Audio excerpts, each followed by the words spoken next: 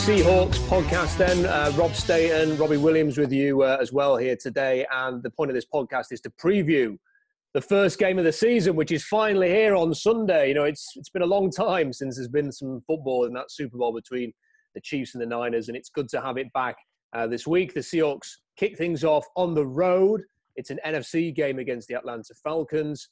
Robbie, going into this game, just right off the bat, how confident are you that the Seahawks can get a win in this one?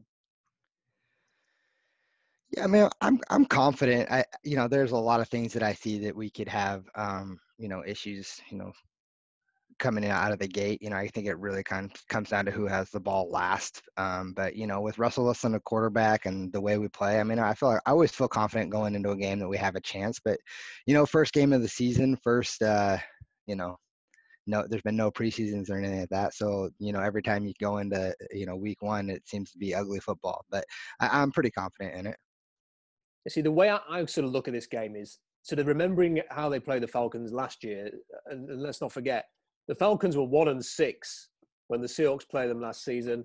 And they got injuries galore. They'd started the year with Keanu Neal getting hurt again. He's such a good player for them. I think they got a few other injuries on defense. Matt Ryan was hurt. He didn't play. It was Matt Schaub. And the Seahawks were handsomely ahead at half time. And then lost the second half 20 points to 3. Matt Schaub got 460 yards in that game. So when I look at this game, Robbie, and I'm looking at the state of the Seahawks defensive line, you may have heard this. It's a bit of an issue this year.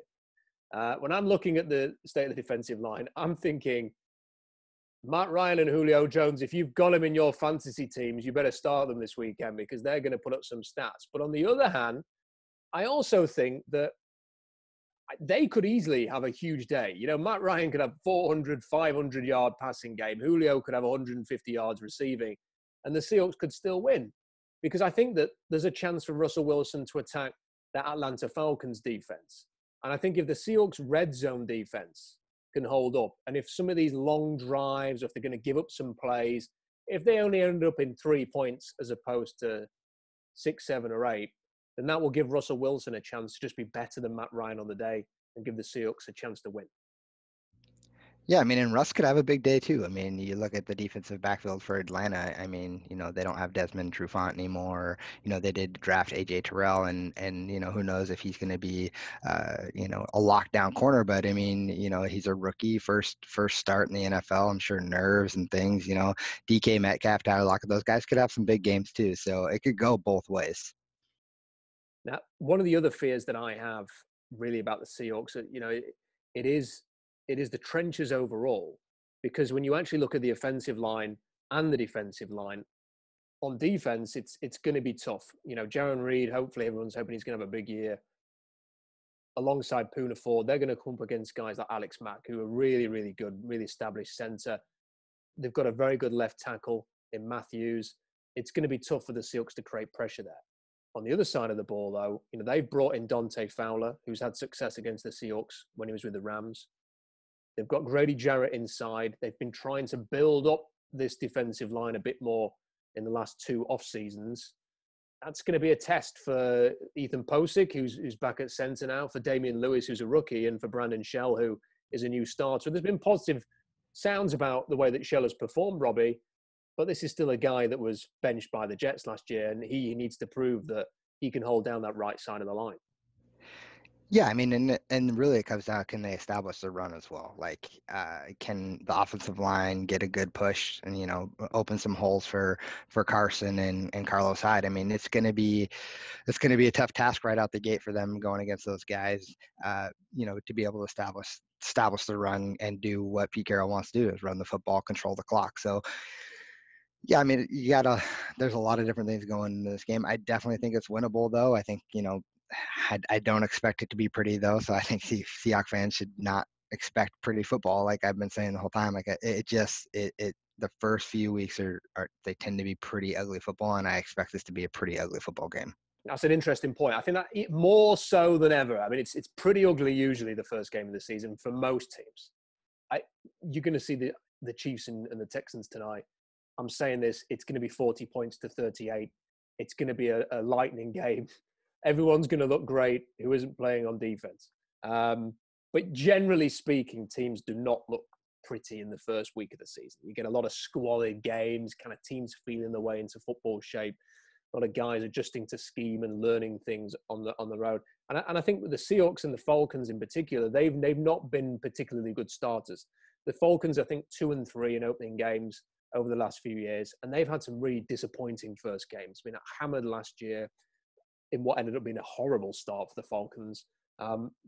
Big, and that was in their, I think that was in the new stadium, was it? Was that the year before? You know, I remember the first game they had in the new stadium, and you think, well, there you go. Now's your opportunity to go and really put a good show in there.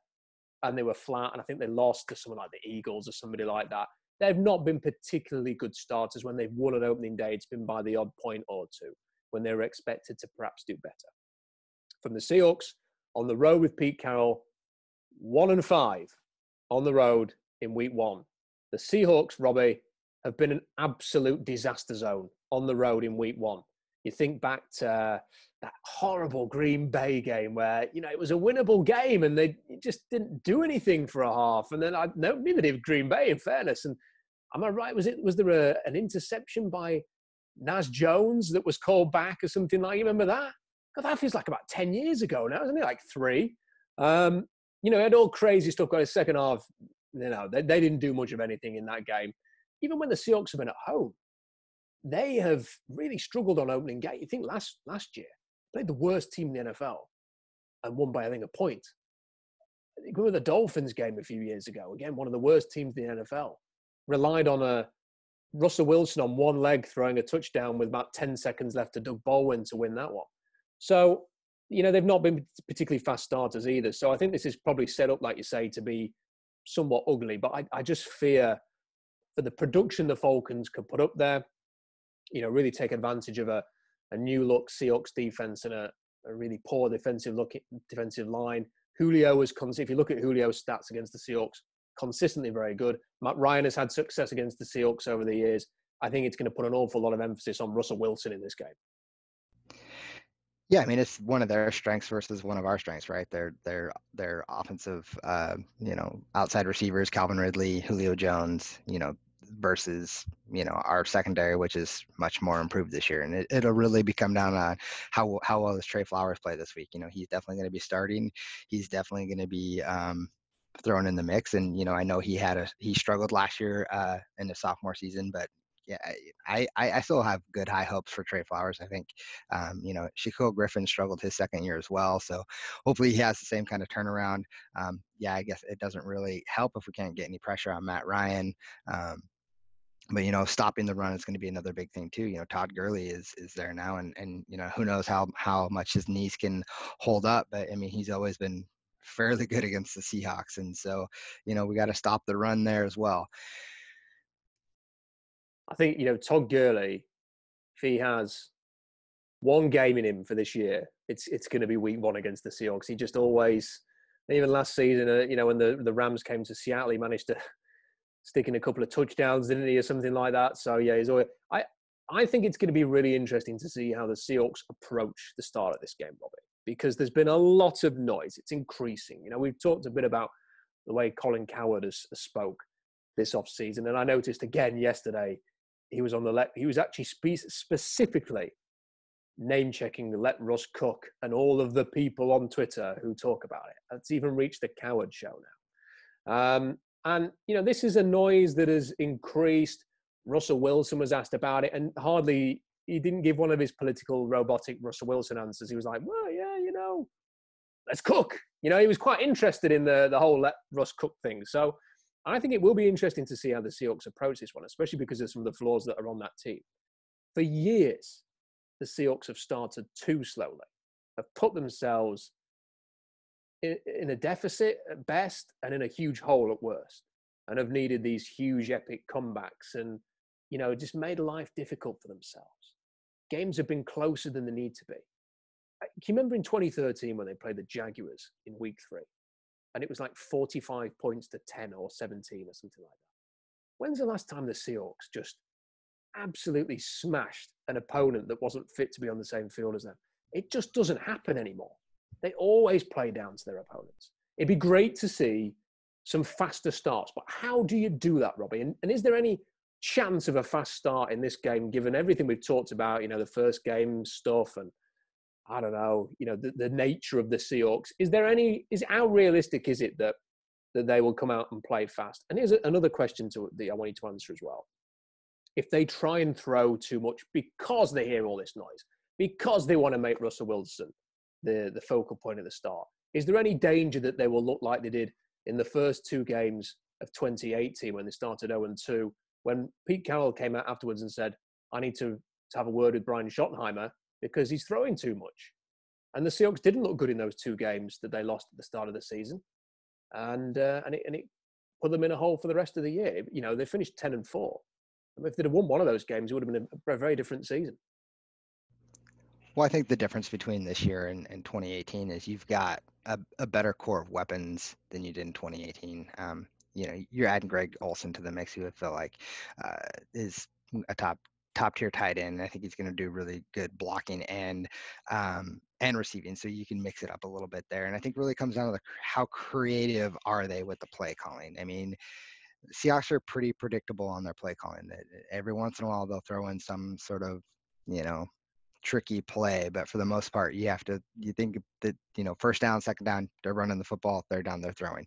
It's pretty predictable majority of the time. So I think it just really comes down to how creative they can get and what they like, how well they're able to expose some of Atlanta's linebackers and such, and how they can create different mismatches. Jamal Adams will make his debut for the Seahawks. I think expectations couldn't be higher for him, not just because of how much he cost, but, people were desperate for some positivity, I think, in general, in life, because it's 2020 and it's been a weird year. But especially for the Seahawks, because they didn't really do anything in free agency, and the draft was kind of, first picks of Will linebacker of the future. So as soon as they traded for Jamal Adams, it gave people some reason to go on YouTube and look at some highlights and get excited. And then, he's a charismatic guy. It's been fun sort of seeing him take on a leadership role from afar, because none of us have seen any of training camp really, apart from some shots of the players warming up. What is realistic though for Jamal Adams? And is there a danger at all that because he's really been the one sort of exciting thing of the offseason, that people may expect a little bit too much from him? I mean, at the end of the day, he's a safety. I mean, the only danger really is that, Seahawks fans overhyping it. I think that would be the only real danger, and if he doesn't have like the best game, if he gives up a touchdown or something, people losing it over that. But I think Jamal, I really like Jamal Adams. I think he's an excellent football player. So I'm really excited about him. And, I'm not going to read too much into this game. If we win or lose, there's going to be growing pains with this team, and there's going to be a lot of things that we're going to need to work on regardless of if we win or lose. So, I don't have high expectations of putting up 30 points or anything like that. I expect it to be a close, kind of ugly football game, and just going from there. I'm not going to be too upset about it, but I don't think we should read one game off how Jamal Adams plays, if how the rest of the season's going to go. I have a small concern. I feel like I'm constantly talking about negatives, and people remind me of that on a daily basis at the moment on the blog. But with Jamal Adams, I do have a small concern, and that is really about the Seahawks scheme. And I think it's sort of the history of Seattle's trades. When you think of the Percy Harvin trade, how exciting was that? And admittedly, that was hampered by the fact that he got injured and didn't play for like 10 weeks. And then when he came back, he got injured again. And then you didn't see him again really until the Super Bowl, which was fine and dandy in the end because he had a huge contribution in that Super Bowl. Jimmy Graham, again, you couldn't be more excited about getting Jimmy Graham. It was kind of everything that Russ needed, this great, huge target he'd never had, red zone. It was coming off the back of that Super Bowl. Massively underwhelming, just really... It took a few years for Jimmy to just become a red zone machine. That was fine. They tried to turn into a complete tight end. It didn't happen. And now when I look at this, I think Jamal Adams in Seattle scheme is perfectly acceptable as the Cam Chancellor, can play up at the line, can do a bit of coverage. He's not totally useless there, but equally he's not Earl. So people should be realistic about that. But within Seattle's scheme, you are not doing what you do in Greg Williams and Todd Bowles' scheme. Now, he's almost the perfect player, Robbie, for Williams and Bowles. It's that Dion Buchanan type thing. They love to get these safeties up playing almost as linebackers, blitzing all the time. They'll line them up here, they'll line them up there. They'll have them blitzing from every different angle. The quarterback's constantly got to be aware of where's that play, where's he coming from. Look, we've seen it. We've seen Russell Wilson have to deal with the Arizona Cardinals defense and the way that they mix things around with Bowles and who was coming from when. And you watched it and you thought, how, you just can't block anybody because of all the pressure, the different creative pressures. We saw it with Greg Williams when he was with the Rams as well. You just don't, they were attacking from all angles.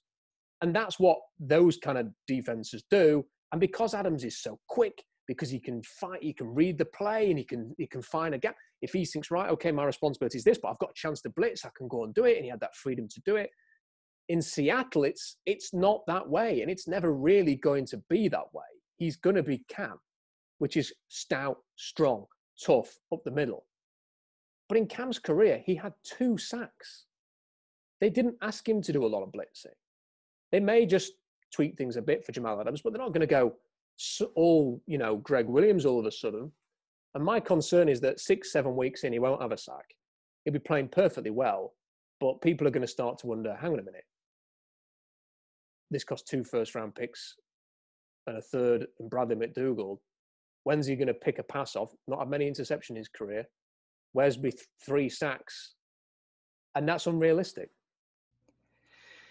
Yeah, admittedly so. I was one of those guys who originally was like, oh, he can rush the passer. He had 6, when I just quick look at stats, and then, it didn't take me long to, put him in our scheme and actually think about like, okay, how would he actually fit here? And that's not exactly what he'll do. He won't blitz much. And if he does, I wouldn't expect him to have any sacks by week 6. Unless they do change it up a little bit and send him on a blitz or 2, I wouldn't expect that, it'd be like looking at Jadeveon Clowney and saying, well, he only had 3 sacks. He's terrible at the end. It's kind of the same thing. People are still clamoring for Jadeveon Clowney that we wanted him and we needed him. And even though he only had 3 sacks. So I don't think we should look at the stats as far as interceptions or sacks go. I think, you start looking at number of tackles, the impact plays, where's he at position-wise? Is he helping stop the run? Those are things. And I think he's going to be a huge impact on the run game too. Like I think he's going to help stop the run quite a bit. You start adding a little bit more speed to the defensive backfield, and you're going to see, we gave up a lot of yards on the ground last year. So I could see us benefiting extremely well from Jamal Adams stopping the run, bringing him down into the box and helping that. So I think he's going to be a terrific player. I think he's going to be really good for the Seahawks. I think people are going to find out pretty quickly that this idea that he's going to contribute a ton of sacks and stats and stuff is probably not going to wash. And I think if you go into this thinking you've got a tone setter, the leader, an alpha male type who's very talented, who can play the scheme and will probably do it very, very well. I imagine he'd be quite disciplined, but also be able to excel within that discipline because Seattle's defense is very disciplined. It's very much about do your job. He's the kind of player that can do his job and do it so well that he ends up having an impact. If you go into it with that, I think it'll be fine. But look, I just to read off the stats, because this is what I think perspective is required with Jamal Adams. Greg Williams calls himself Dr. Blitz. It's a terrible nickname. Adams blitzed 90 times during the 2019 season, which was the 9th most by any player, any position. Baltimore's Chuck Clark, they're in a very similar scheme. He's the only safety in the league who blitzed at a similar rate. You compare that, Bradley McDougald had 69 fewer blitzes for the Seahawks. He blitzed 21 times. And then, Earl Thomas, 0 sacks in his career. Cam, 2 sacks. So just a bit of perspective for Jamal Adams. I hope people be realistic and that we're not talking about where's the impact from Jamal Adams when he's not bailed out the fact that the defensive line isn't particularly good. What scares you most about Atlanta, Robbie? Who's the player on their team that you think, is it simply Matt Ryan and Julio, or is there anybody else that you think I could see them having a huge impact in this game? Well, Grady Jarrett scares me a little bit, lining up over Ethan Posick or, even Damian Lewis, they're going to come in and we have a new center, we have a new right guard, we have a new right tackle. They're going to, Dan Quinn knows this offense, and Dan Quinn knows how to prepare for this team. So that he scares me a little bit.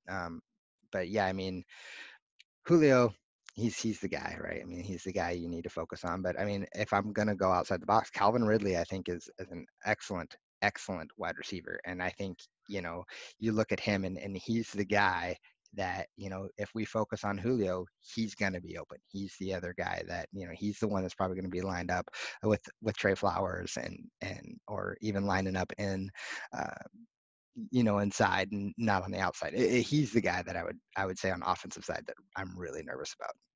I think that Marquise Blair is going to have a baptism of fire in this game, and this is something that I think people have just kind of assumed he's going to be great because a few people at camp have said he's looked good, and that is practice. This is the real thing. I was going to say Calvin Ridley and Hayden Hurst because I think whichever one of those lines up inside, that's going to be a mismatch problem that Marquise Blair is going to have to deal with, and that's a tough start. Hayden Hurst was a first-round pick. And I don't think it didn't work out in Baltimore because of a lack of talent. I think he's admitted he's had some mental health issues. He gets a fresh start in Atlanta now. And, week one, I think he's going to be raring to go. Calvin Ridley's a very good player inside. Marquise Blair has never played nickel. It is one of the hardest positions to play because you have to cover a load of space. The cornerback, you just don't get beat over the top in Seattle's scheme, and you'll be okay. It's very easy to get beat in that teams will scheme against you. You've got to check outside, inside, seam, everything really, especially when you come up against the tight end who could just end up blocking you out in a run play. So it's a very complex role. There aren't many players who do it very, very well. Maybe with hindsight, they should have paid to keep Justin Coleman. We'll never know. But that has been a difficult spot last year for the Seahawks. And now they're kind of just trying Marquise Blair there. Everyone assumes it's going to work. That's a big factor. And I think Calvin Ridley and Hayden Hurst will be problems there. For the Seahawks, who are you looking to other than Russell Wilson to have, and probably Jamal Adams as well, to have a big game that is realistic in order to help win? I mean, I'll give you my answer first. I think DK Metcalf had a couple of touchdowns against Atlanta in the red zone. I think he had like 14 yards, but he had 2 touchdowns. And I actually think that's the key. I think it really is about the red zone for me. It's about, I think the Seahawks can give up a lot of yards. Can you tighten things up in the red zone, give away 3 instead of 7? And I think for the Seahawks, when they get in the red zone, can you find a DK in the way that they did in that game last year in order to put touchdowns on the board instead of field goals? And I suppose also Greg Olsen and Will Disley, how are they going to work those two? They can get very creative with that, with 2 very dynamic pass-catching tight ends now. They may want to just ease Disley in, and Olsen can do that and allow him to do that. But I think sort of those 3 players for me are the key. Red zone, make sure you score touchdowns instead of field goals. Yeah, I was going to say Greg Olsen or, any tight end really. But I feel like those are, you line up in a 2 tight end set, like you were saying, and that could be a real big benefit for us, especially with the linebackers that they have, making them kind of choose who's going to come down and cover one from the safety position. And then the other one for me is Carlos Hyde. I think Carlos Hyde is a really good football player. I think he's going to be, I may have said it, I think he's going to be our leading rusher. And I think, you haven't heard a ton about Carlos Hyde, and I just feel like he could be a really good player for us coming this year. And I'd like to see how he does. And so he's the other player that I'm kind of eyeballing. I mean, DK is a good one. Lockett's another good one, but for me, it's the tight ends and then Carlos Hyde. If they run the ball 30 times between the 2 running backs, let's say, Bobby, what do you think the split is in carries? 30 carries. How would you sort of split up between? What do you reckon it'll be? What's your prediction there between Carson and Hyde? Well, if Carson's holding on to the football and not dropping it on the ground, then it might be 15-15. I don't know, but I don't know. That's a tough one to say. Probably pretty close. Maybe 12-18 or something like that. But it'll be close. I think you might be right the first time. I think it might be an even split. At least to start the year, maybe just ease Carson in and try and manage his workload a little bit more than they've been able to because of the way that Carlos Hyde has had an impact there. Right. So we've kind of had a good chat about the game. Prediction time then. How do you feel? Have you got a score line in mind for this one against the Falcons? Let's score. I'll go 24-17 Hawks. So I like the positivity. As much as I do enjoy the positivity, I'm gonna go with Atlanta 28-24. which is a little higher scoring than I kind of wanted to go because we've talked about how messy these games can be. But I've just got a feeling that the yards and everything, that they'll give themselves too much to do, and Russell will sort of valiantly try and keep them in it, but it won't be to be, and then they'll go and beat the Patriots in week 2, and we'll talk about that nearer the time. But I think I think it's an interesting first game, Robbie. I think we're going to find out a lot. I still think that defensive line, if they'd have just got a couple of extra players on there in this game, I'd be saying the Hawks are firm favourites. But then I'd be saying they were possibly firm favourites for the NFC West. I mean, that's just the difference, isn't it? It's just that inability. They've done a bit more there that prevents you sort of going all in with them this year, which is a real shame. Yeah, I mean, and the thing about the Seahawks, they've always given up a lot of yards. I mean, it's just that bend but don't break defense, right? I mean, even when we had the LOB, we gave up a lot of yards. So I could see us giving a ton of yards up to Julio, a ton of yards to Calvin, and maybe even Hayden Hurst, and having it be kind of a thing where like, well, where's this great secondary? But we've always given up a ton of yards. It's about limiting it to 3 instead of 7. And if we can do that, I think we can win that football game. Great point there to finish with. Robbie Williams, Rob Staten with you here for this podcast. We'll talk about the game after it's complete. Hopefully the Seahawks will get a victory in week 1. For more, head over to SeahawksDraftBlog.com. Yeah, it's called Seahawks Draft Blog, but we talk about everything to do with the Seahawks. We've got the podcast on there, analysis all the way through the season. If there is any college football, we'll talk about that as well. But we are going to talk about the Seahawks mostly and how they're going to get on this year. Don't forget to share the video, hit like. In the comment section, give us your predictions. How do you think this game is going to go? Falcons fans, you're welcome too. If you think your team's going to beat the Seahawks, let us know what you think in the comment section. Let's have a chat about that too. Spread the word for the podcast, and we'll see you next time.